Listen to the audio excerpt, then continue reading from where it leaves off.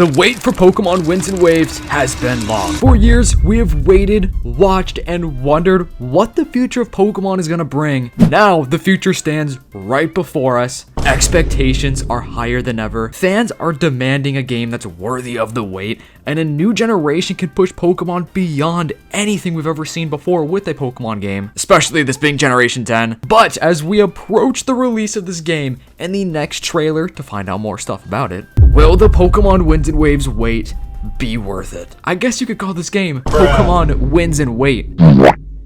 Of course, we have a bunch of rumors going around right now about what we could see the next big reveal and trailer for this game. A lot of people think we could be seeing something for Worlds, because Worlds is coming up soon, and there may be some sort of announcement during that as well, because first of all, the official Pokemon Twitter account literally claimed that there's going to be some major news and major announcements that are going to like break the internet basically. So I feel like they're kind of like even raising the stakes even more on there. Like there's no way they're going to announce something just totally random like Pokemon Awake, or like you just stay awake or something and catch Pokemon. Does that even really make sense? Is that just what every regular Pokemon game is? Because honestly, the longer that Pokemon and Game Freak make us wait for this game, the more they have to justify this wait. So of course, not to sound like a broken record, but this is going to be one of the biggest waits, or I think maybe the longest wait in between brand new generations, being 5 years. It's going to be roughly 5 years from the release of Scarlet and Violet to Winds and Waves, which is Gen 9 to Generation 10. Of course, we've had other Pokemon games, within that wait. And also think of the fact that we have so many other monster catching games, and Palworld being one of the biggest ones right now. Like that game is ginormous, and so many people, dude, I think I get daily comments of people saying that they're like done with Pokemon and it's all about Palworld for them now, which that game has innovated a lot and has done a lot of different unique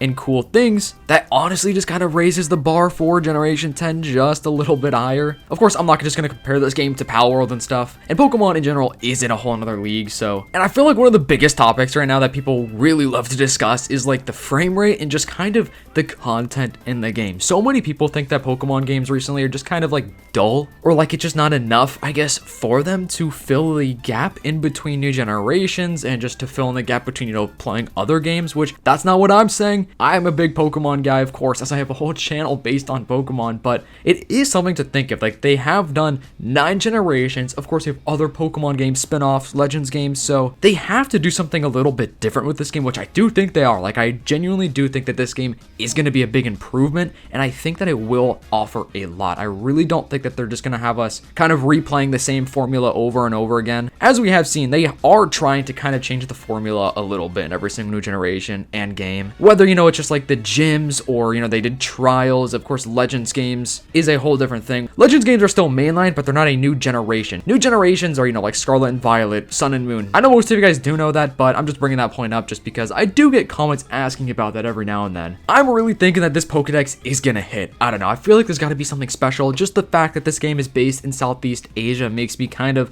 put into a different perspective. That's a really cool area in real life where there are a lot of different animals, and I really think that if they are taking all this time, 5 years to develop this game in between Gen 9 and 10, I think they could really make some cool Pokemon. I really do hope that this Pokedex is going to be one of those that people just think as like, one of the top ones, which, hey, let me know your favorite Pokedex of all time. One thing about the region though, I really hope that it does have its own unique identity. Now, obviously, every single generation and region is different. They all feature different things, they're based on different locations and stuff, but I really hope that this one does stand out because the animations and the graphics are a little bit different, but it does still look very similar to like Scarlet and Violet in a way, or like the Legends ZA kind of style. So I'm really hoping because of that means that the region specifically with like the architecture, culture, the music, the towns, the mythology of, the Pokemon, the legendaries and stuff, like I really hope it stands out and is very unique. I really hope that they kind of change things up a little bit, which judging from some of the leaks and the rumors, it does seem like they are going to do that. The thing with writing stories, there's unlimited ideas. You could come up with anything. So I am just hoping that it really does stand out and is worth this 5-year wait because, dude, truth be told,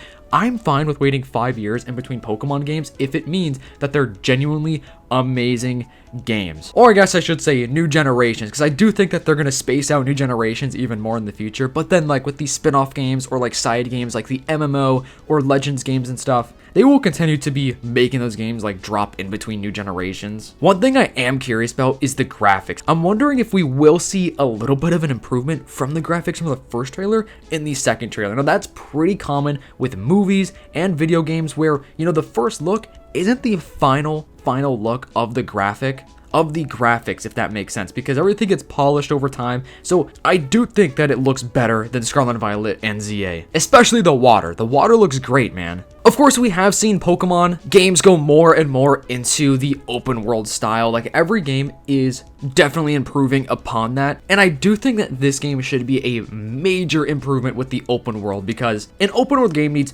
heavy exploration, and I think just all the interactions with the Pokemon and nature, the wildlife, the local towns, the NPCs and stuff, it has to kind of flow together, if that makes sense. And there are underwater areas in this game, by the way, so that's also another huge thing, because it's not just land. They also have to think about how the game is going to work underwater. Now, I don't think the stakes are as high for the underwater exploration. Like, I don't think that they're gonna stress too hard, and I don't think the fans are gonna really care that much if the underwater isn't gonna be like the most, I guess you could say, diverse and unique exploration open world area of all time, because there still will be exploration to be had there, and I'm hoping there's gonna be like an underwater city. Now, that would be sick. And now the story.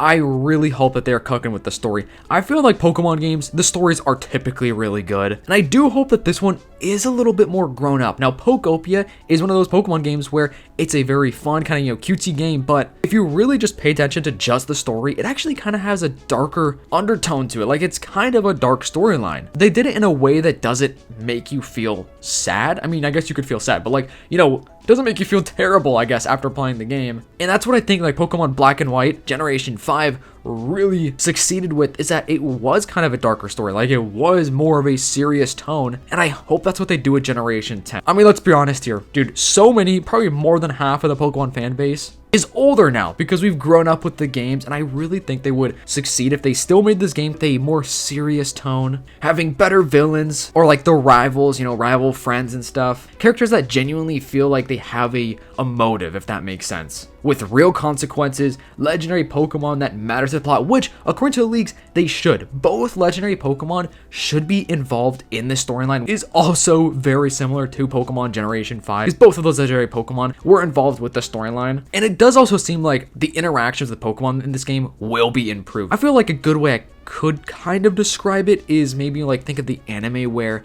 you really do see like the connection between trainers and their Pokemon. Obviously, there are limits on what they could do because it's a video game, but it does seem like they're kind of trying to focus on that. And also the music. I'm hoping the music slaps for this game. And so far, I think we're looking good with the tunes because, bro, the first trailer, I'm liking it. I'm just simply hoping that this game is the generation, because it's Gen 10, it's a pretty big game. The stakes are high, and like I said, not to be a broken record, but 5 years between games. This should be the game that builds upon everything that they have kind of, I guess you could say, failed or didn't do the best over the last couple generations, or just during the entire Switch era of Pokemon games that could really push this game to the next level. I'm very excited for this game, and I feel like the things that may not matter the most is like graphics. Like, of course, I like it when games have good graphics, but if the graphics aren't the best, but like the storyline and everything else is peak, people are going to be fine with that, honestly. It just kind of all boils down to the content, originality, gameplay, the Pokemon, just the story, region, I guess. Graphics are probably the thing that matter the least, unless it's like terrible. Like, bro, they cannot be giving us like the absolute worst graphics of all time. So I want to throw this off to you guys. How are you feeling? What do you think that this game needs to do or needs to have that will make it succeed and be a hit? Because I am stoked. I believe it has the potential to be maybe a top 5 Pokemon game of all time. I'm just kicking back, and honestly, we just have to wait. Every single day we get a little bit closer. So if you guys are brand new to the channel, make sure you like, subscribe if you haven't already, to help reach my goal of 50,000 subs. I'll see you in the next one. Peace.